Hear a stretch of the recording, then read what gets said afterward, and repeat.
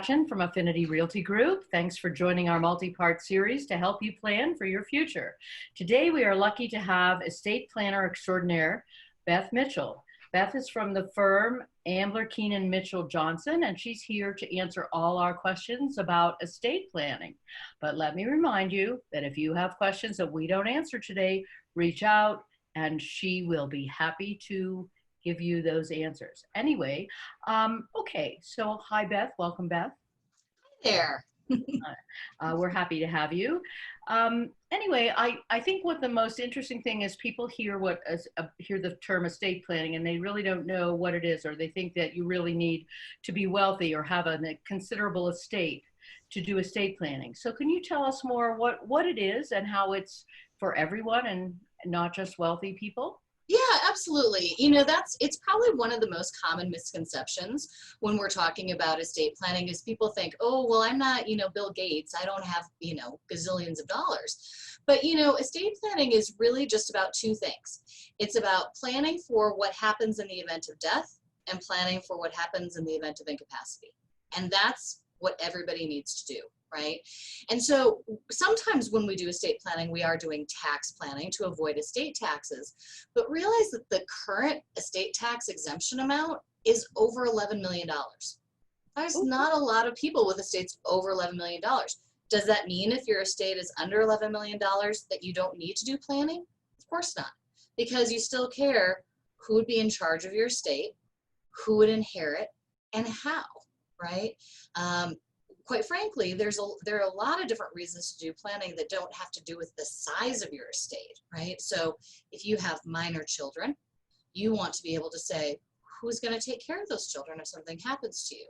You want to say how their money is going to go to them. We don't want 18-year-olds inheriting a whole bunch of money. I've seen that. Bad things happen.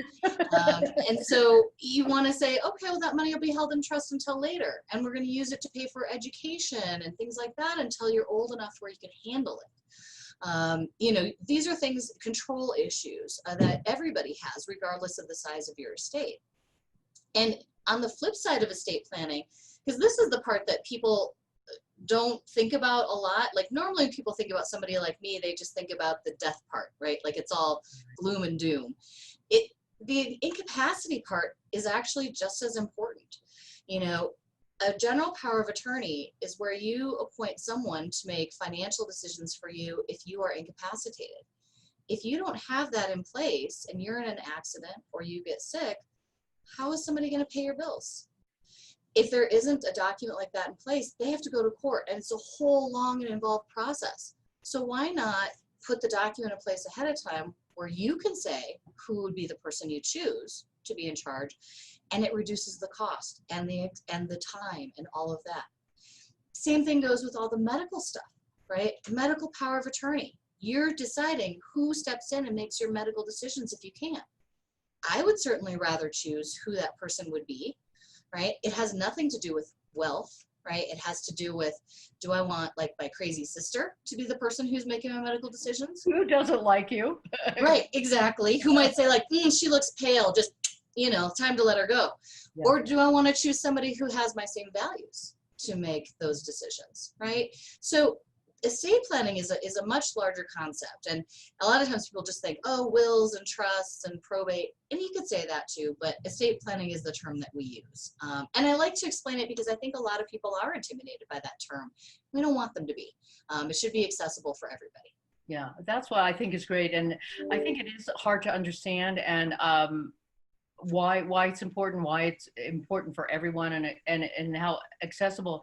And I think one of the big things to me that I realized when I did this some years ago was why not make these choices when you're not under the pressure of being ill or something wrong or whatever. You just get it all in writing, and it is a little hard to deal with. I think I guess there's some kind of, it's not a barrier exactly, but you think about, oh, you're going to make all these plans for your not being here, but some of it isn't that. And, I just remember when I was doing this, my children were really little. And I remember my mother saying to me, well, I wouldn't pick her because she doesn't like you. And she said, do you want someone who doesn't like you? And she happened to be she happened to be married at that time to my brother. And I mean, I hope no one's going to hear this, but anyway, like them. But and I think she's come around after all that. They're divorced anyway. But I think it's a really good point. Do you who shares your values, as you said, and that does like you, that isn't going to do things that wouldn't be what you would do and want and hope for, and whether it's your children or any number of things, So I guess that leads to the next question about when would the right time be to do this, to do estate planning? It's really different for everybody, but I can tell you some kind of key points in life where I tend to see people, right? I tend to see people regardless of age when their parents have passed or have gotten ill. My youngest client is 18. My oldest client's 105. But my youngest client's age 18, and unfortunately her parents passed away and left her an inheritance, and it made her think, okay, I better do something. But so that's, I think, the first one, kind of regardless of age, because once you've been through this, especially if there wasn't planning done, you see how important it is. So that's probably one of the key times. But other than that, I tend to see people when they're having their first children, right? And they go, oh boy, I guess we're adults now. It's time to do a will and to buy some life insurance, right? So that's one of the first times. And then I see people as they are aging and as they're planning for retirement, because people tend to try to get all their ducks in a row at that point. And then I see people when they're ill. Unfortunately, a lot of people, 7 out of 10 people, have never done any estate planning. And so if they haven't done any planning and then they are diagnosed with something, then usually they try to get in and get documents taken care of as soon as they can. And I do recommend that they do it sooner rather than later, because it's hard enough to manage a healthcare crisis when you have all these other kinds of appointments to deal with. And then I usually see people, quite frankly, just as they're aging, as your parents age. You have parents in their 90s, all of a sudden you think, what would happen if something happens to mom or dad? Let's make sure that we get it all in place. So there's lots of different key times, right, when people do planning. There's no right or wrong time, except to say this. Just like you said, you don't want to be doing it in a time of crisis. It is just too hard. You want to be doing it when you can think clearly, when you can think, how do I want my estate distributed? Who should be in charge? And you can have time to talk to them and to find out. You can learn a lot. If I said to you, I would like you to make my medical decisions. What are your feelings about continuing, artificial hydration if I'm at an end of life stage? And your answer is different than mine. I might think twice about whether I want to name you, right? So there's lots of different times when you can do it, but earlier tends to be better than later, because once you have it in place, it's there, it's done. You don't have to worry about it, and it makes it easier for everyone. Yeah, no, I totally agree. I mean, with that, I for whatever it's worth, I'm always asking people if they've done this and encouraging them to do it, because I know I've been through all these transitions, and even when you have a great plan, you might say, it's still not easy. So I can't imagine what it's like if you don't have it, and I'm sure you'll speak a little bit more about that. But I was going to ask you, because of everyone talks about probate as, you want to avoid probate. Don't do probate. And why is it awful? And I guess for people who haven't had to deal with it, and I personally have never had to deal with it, because my dad was a planner and he had all of this stuff in place, and it was still not perfect because he left my mother, who didn't like what he did. And it's funny because what you say is she was okay with it when he was alive, but she wasn't so happy with it when he wasn't, so that's anyway. So want to talk a little bit about probate and how that works? Yeah, so probate, it sounds like this crazy abstract concept, but it's really at its most basic. It's the process of retitling assets when somebody dies, right? And the example that I give people is this. Let's just say that I decide I'm going to walk into my mom's bank and I'm going to walk up to the teller who's worked there for 15 minutes, and I'm going to say to her, hey, my mom died, and look, here's her will.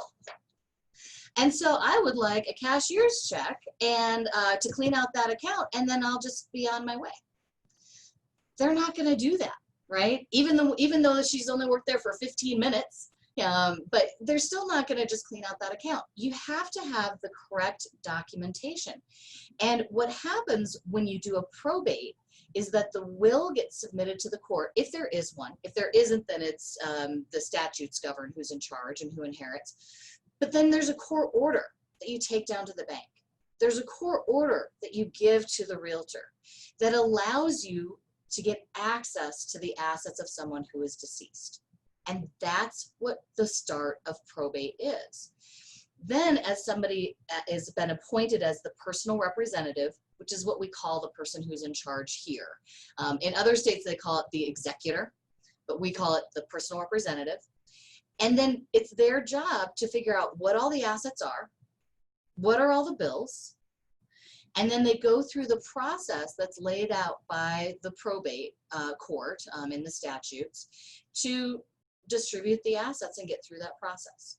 So it's the necessary process to get access to the assets of somebody who's passed away, because they're not just going to take you on your word, right? And you have to make sure that the bills get paid and the taxes get paid and all of those kinds of things.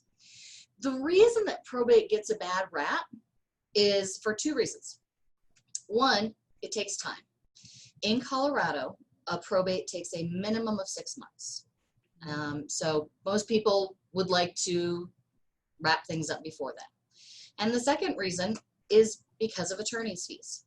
And while it may shock you, people don't like to pay lawyers. And so it's just the way that it hurts a little bit. No, it's just the way that it is, right? People don't like to pay lawyers. And so your average attorney's fees in a probate where everybody plays nice and gets along, you're still looking between $4,000 to $7,000. Well, if you do planning ahead of time, and let's say you set up a revocable trust, which is a really common tool used to avoid probate, you would avoid those fees on the back end. So in the long run, it tends to cost less money. Even if you don't do a trust, it always costs less money to plan ahead than it does to clean up a mess afterwards. Well, it's like anything. Maintaining your house. If you maintain your house and your furnace and your things, you're less likely to get into a mess. Exactly. And it's just planning like anything else. And, the probate process, I will say in Colorado, it's not the end of the world, right? It's just a process. But there are some states where it is truly a very difficult and much more expensive process. And it becomes more complicated when you have clients who own real estate in more than one state.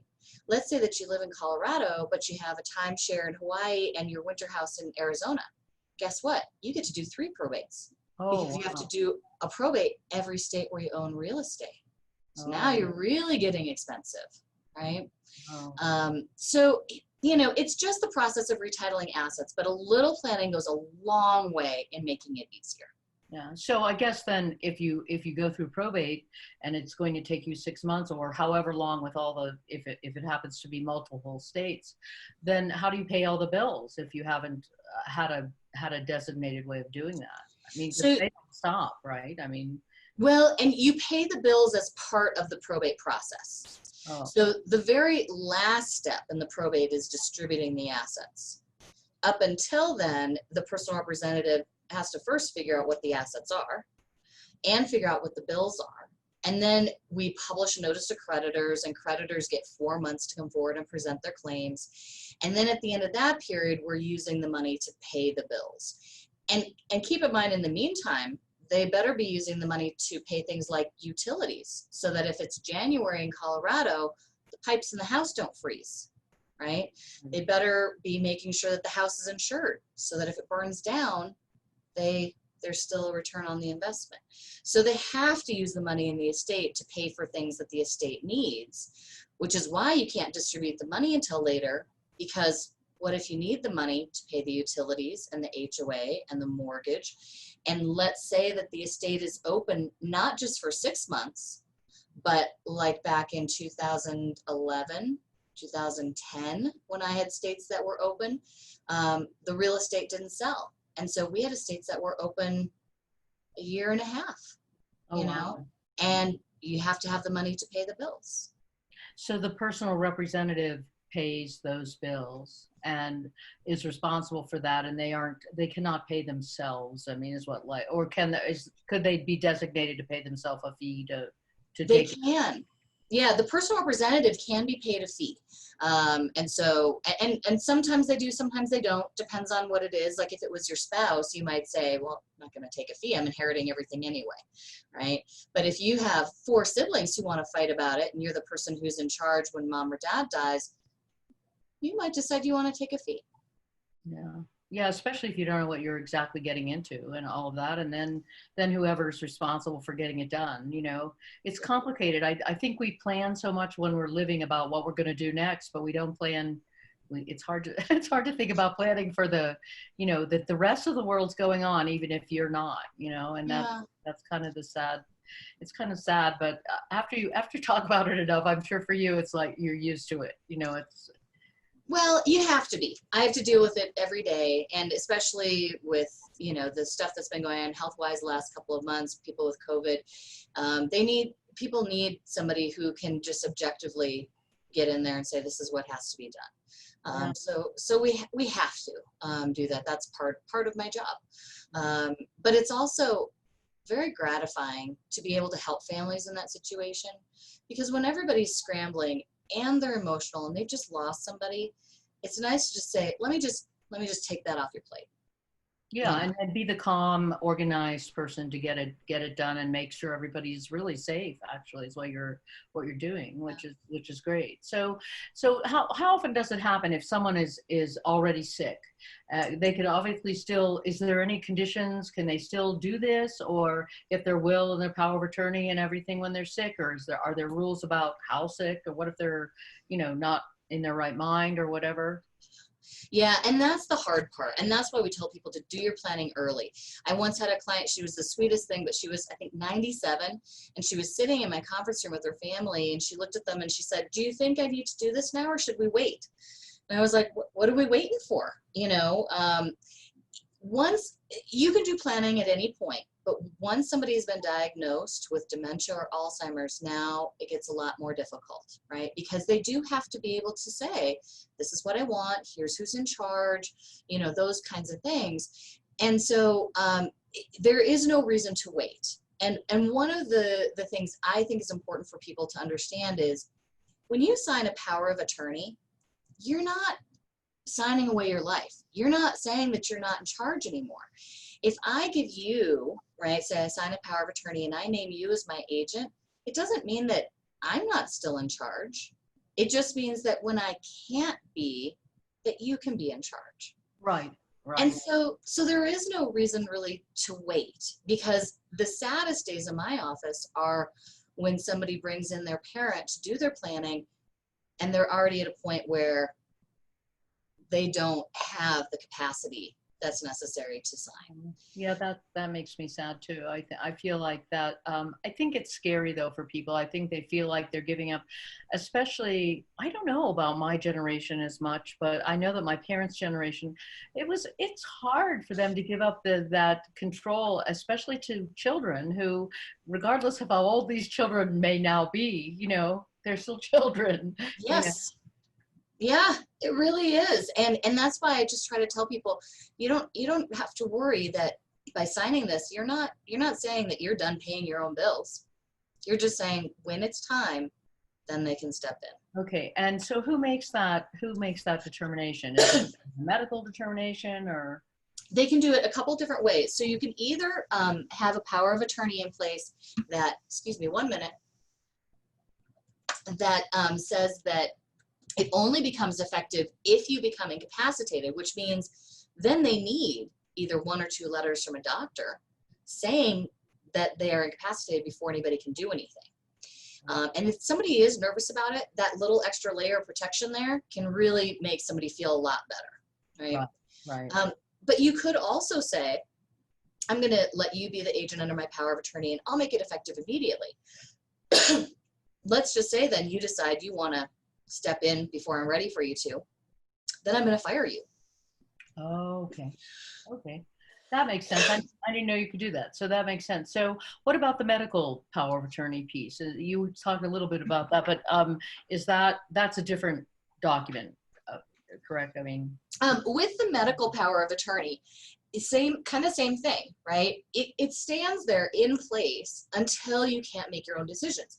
And think about when you go to the doctor. The doctor is not going to, if I'm sitting there and I'm conscious and I can make my own decisions, the doctor is not going to take that right away from me. They don't want to, because that's liability for them. So it's really hard for somebody to overstep before they should medically. Yeah. Yeah. I think it's, I know having been in that position, I really didn't want to make those decisions and that choice. I felt like it was, I was fine with it when I was told, okay, this is what this, you sign the medical power of attorney, this is what you do, et cetera, et cetera. Then when you're put in the position of actually having to do it, it's not, it's difficult, but, and that just shows, you take it seriously, that it's not, it's not really, it's not really your right as a human to make the choice of whether someone else lives or dies, at least at that moment. And you have to really consider a lot of things. And I know it's hard. It's but very hard. It really weighs on people, and it should. This is not something minor. But, I would rather know what my parents would want. Do they want to be kept alive on life support? Are they ready to go? And that's why, even though these conversations are hard, the best thing that people can do is talk about it in their family. Right. At least as much as possible, because what the choice I made was, I made the choice that I thought my mother would make. And it was probably not the best choice for her in the long run, actually. But I knew that too. I mean, my brother was, science will win, science will win, and science does win. But, I just felt like she would make that choice. And I think that's part of the responsibility, even for the financial power of attorney too. I mean, why would you just all of a sudden say, oh, here my parents saved up all this money, I think I'll just go buy a very expensive car with, and I mean, all those things. So there's integrity involved with taking that responsibility, I guess, There is, and for people who don't have integrity, that's what the criminal statutes are for. I mean, it's a crime, to steal money from somebody who's elderly, and there are extra penalties because of it. Yeah. It's good to know. We could talk about that a little bit more too, because I think that's a very common thing that happens to people, and to try to help family protect those who need to be protected in that way, as well. So that's the last question I was going to ask you, is about someone needing a lawyer to do estate planning, or can they do their own research and use LegalZoom or whatever those forms are on the internet, and can that be enforced, or are there risks? How does that work? Yeah, I mean, I think it's a great question, because personally, from my point of view, I would rather have somebody do their planning than have no planning, right?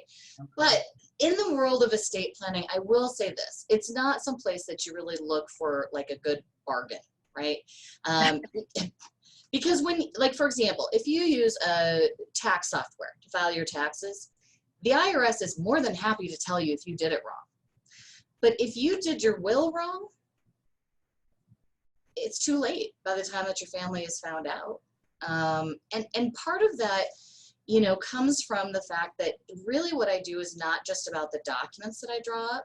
It's about looking at the whole estate. How are things titled?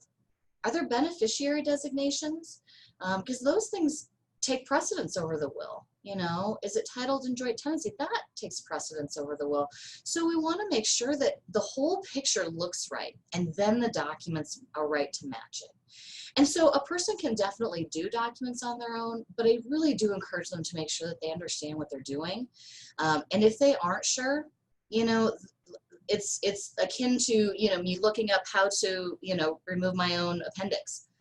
I could look it up. I could probably do it, but yeah, you know, there's actually programs on the internet where you can do surgery, virtual. I mean, I remember my son, who's 22 now, but when he was like 12 or something, he was saying, "Look, I can do this knee replacement," and I'm like, "What?" I thought. So I guess that's a really important thing. It's like who would you trust? Someone who's an expert, who's going to have your best interests and in mind, or just I think the other thing with writing these documents that would occur to me is like, even if you get something on the internet, you don't know if it's saying what you really mean, and I don't know how you would, as a lay person, know that. Yeah, and that's the hard part. I don't, I there are times when my doctor talks that I don't understand what she's saying. So same thing goes with the legal documents. There's a lot of legalese in there that has to be. And so, the way that I tell people to do this is they should talk to an attorney. You should go to an estate planning attorney, because there's all kinds of different attorneys, just like there are all different kinds of doctors. Go to an estate planning attorney. Usually in the estate planning world, we offer a free initial consultation. And if you don't like that person, then don't hire them and go to somebody else. Find somebody that you like, because this shouldn't be just a one-time thing. I have my clients come back every 3 years to review their documents. Right. We want this to actually work for your family. The whole point of this is to make things easier in a time of crisis. Yeah. And so, having the right documents, having the right person in your corner makes all the difference in the world. Well, and I think that, yeah, it gives you all that comfort and security that that everything will be okay. And I think one of the things, as I said, the people I know with older parents who may have these documents in place, but the power of attorney, in one case, I know the power of attorney doesn't go into effect till the person dies. And I thought, well, that isn't really, that's probably not useful, because you don't know what's going to come up to before that. So if nobody can help pay your bills or make certain decisions and all those things about finances and all of that, I mean, you don't, unfortunately, no matter how controlling and how much we all plan, we really don't know what tomorrow will bring. So none of us do. And one thing I will just say is the power of attorney is actually only in effect while you're living, and then it ends at death. And at that point, your trust or will take over. Okay. So that's interesting. So okay, so the person who told me that was actually mistaken. So that has to be. There's no, well, that's kind of what I thought from my experience, but I only have my personal experience, and it's certainly not everything in the world. It is what it is. So, I wasn't sure if there was such a thing, But it's a perfect example, because, estate planning, there's so much bad information out there about it. And so, just to clarify kind of what these different documents do, make sure that you have it and set in place right. That's what it's all about. That's all I want people to do, because once you set on my side and you're watching people just scramble when they're heartbroken, trying to figure out what to do when somebody's sick, when just, a couple of meetings ahead of time would have made it easier. That's what we want people to do, is plan ahead. So much true of so many things in life. I mean, I guess I think all of us would have never thought we would be in the situation that we are in now, in the country with our health and everything. And so, we're kind of having to wing it a bit, more than a bit. And it's not going that well. So that's a great example of like, maybe we need to, planning is a great thing. So is there anything else you want to add? I mean, I want to encourage people who are listening to reach out to Beth, or reach out to Pam or and we'll get in touch with Beth. We're happy to do Zoom meetings, or even presentations for your group or your community or whatever would have worked, and just to get people to provide them with information and help and get things going in a great way. Yeah, I mean, I know I've droned on longer than our allotted time today, so I don't think I would necessarily add anything except, the best thing people can do is reach out to trusted people that they know to get information, whether it's dealing with estate planning or real estate or, heck, to find your new dentist. I mean, this is, I think we all take a lot of pride in making sure that we have a good network of people so that we can really serve our clients, because that's the goal. Well, that's great. And I'm happy to have this chance to chat with you and give everyone all this great information. I thought it was really helpful and informative. And so we will say goodbye for now to all of you, and hope to be in touch soon. Thank you again, Beth. We appreciate it. Thank you. Thank you.